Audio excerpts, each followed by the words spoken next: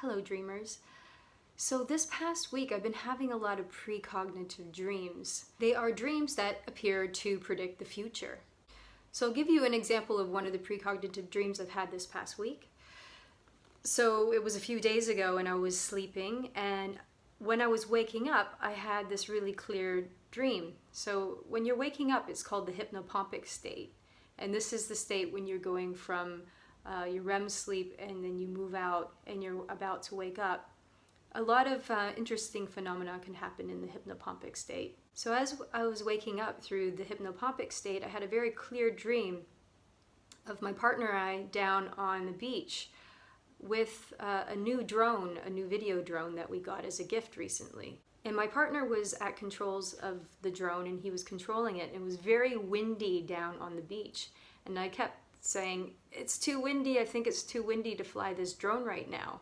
And my partner carried on flying the drone and lifting it up into the air, and this huge gust of wind crashed the drone into the cliff. And I saw it crash into the cliff and basically tumble down to the beach, to the earth, and just crash land. And in the dream we both ran over, "Oh, what's up with the drone? Is it okay?" So we had to, check it out.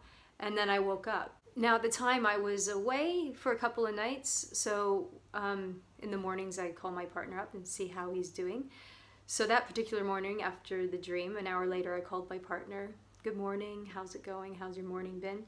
And he told me, "Oh, I was down at the beach this morning with the drone, flying it."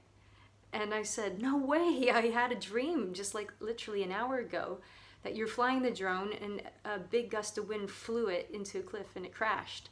And he said, "Are you kidding me? That is exactly what happened." And we both, began laughing because of, this predictive dream, this precognitive dream. And the funny thing is, my partner actually has the film footage of, the drone was filming at the time of it crashing right into the wall and then falling to the ground. And it was funny watching it a few days later when I came back home, because it was basically exactly like my dream. So this is an example of a precognitive dream. Sometimes precognitive dreams can be of things that are just very banal and quite boring. Sometimes they can feel like, they're omens and they predict a destructive event or a negative event. And sometimes precognitive dreams can be very predictive of a happy, joyous event, like the birth of a child or the meeting of your soulmate, or perhaps a new invention or something very positive. So human beings have experienced precognitive dreams since the dawn of time, it would seem. There's countless records of people with divination dreams or prophetic dreams. There's records within holy scriptures and religious texts all around the world. Now, the phenomena of precognition doesn't quite align with our current structure of science, yet still people believe it exists. In fact, surveys show that 50% of the population say they've experienced a precognitive dream at least once in their life. So you have varying opinions on both sides of the camp when it comes to precognition. You'll have naysayers saying, it's definitely a law of numbers, it's coincidence, or it's something that your unconscious mind is processing, or something you might have picked up and it's a self-fulfilling prophecy. And others would see it as a sixth sense sort of sensitivity, possibly like tuning into a collective unconscious, and the theories go on and on. So if you're experiencing precognition in dreams, I would encourage you to explore it. I would encourage you not to shut it down and be fearful of it. Like any consciousness exploration, it's there, to expand your consciousness. I also believe that precognition is there for us to help people. So it makes us a little bit more sensitive to the people in our lives or certain scenarios or situations in our lives, and it keeps us sort of closer to them and more sensitive to their needs. I also see precognitive dreams a bit like the weather forecasts. So you're getting a little bit of an insight of something, the bad weather that might be coming before it comes. And why do you look at the weather forecast? You look at the weather forecast because you prepare yourself to journey through the weather. So you'll get out your raincoat or your umbrella or your snowsuit. You make sure that you're prepared for the weather to come. So I can see a precognitive dream in a similar kind of way, where it's a predictive of a situation in which you can prepare for.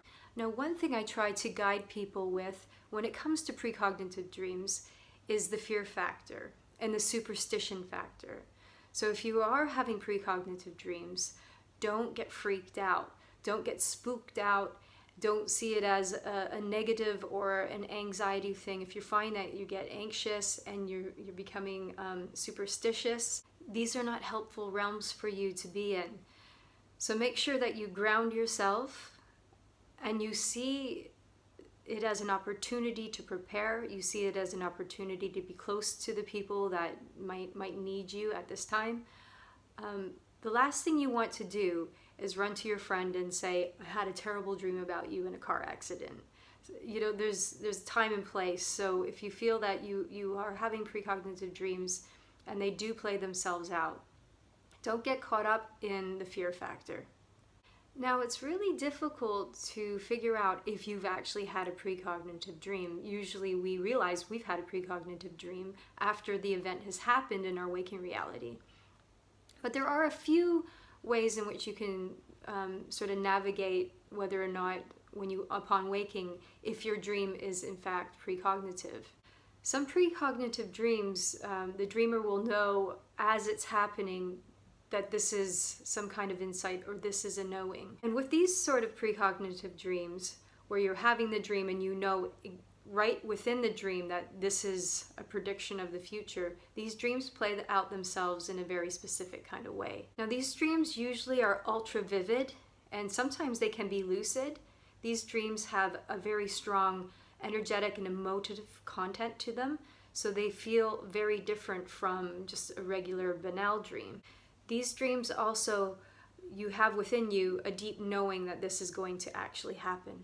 And even if it's a destructive event, there is a sense of calm within the dream and the knowing that this is going to happen. So you're not sort of swept away with the fear, the anxiety, and any anxiousness that comes with such a strong and perhaps destructive scenario. You are still quite calm and just observant of the scenario. When you wake up, it feels very powerful that you experienced a very powerful knowing. And again, like I said, there's no fear attached to the dream at all. There might be, it might be if fear is within the dream, but your emotional content isn't attached to the fear of the dream. You're merely an observer, and you're observing a scenario. Now, having said this, there's a lot of people who first start having precognitive dreams where the emotive state is very intense, and it often stays with the dreamer for a couple of days. Again, I would encourage, if you're having such things, don't get carried away in any fear at all. Bring yourself back to a place of groundedness and observation. This is what's going to help you move through your growth and your evolution as a precognitive dreamer. Now, I have so much to say about precognitive dreams and precognition, and perhaps in a future video I'll expand a little bit more on precognition, how you can develop it. I will talk about how you can evolve your precognition, and this will reflect in your dreams, but it will also reflect in your waking life. So you might find that you have more precognitive insights in your waking moments throughout your day as well. So that will be a future video. And in the meantime, if you want to share any precognitive dreams that you've experienced, please do comment below. And if you'd like to carry on watching my videos and stay in the loop, hit the subscribe button, and we will see you for the next one.